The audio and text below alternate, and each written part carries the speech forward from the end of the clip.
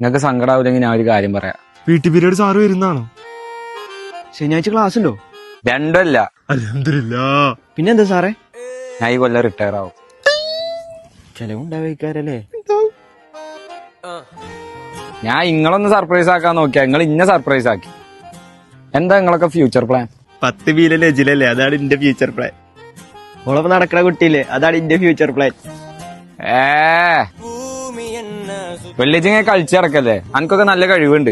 അന്നെ പോലെ ഇങ്ങനെ ചിത്രം വരയ്ക്കാൻ വയ്ക്കുന്ന കുട്ടികൾക്ക് നല്ല സ്കോപ്പ് ഉണ്ട്. ഇജ് +2 കഴിഞ്ഞ ബാച്ചിലർ ഓഫ് ഡിസൈൻ പഠിക്ക്. എവിടുന്ന്?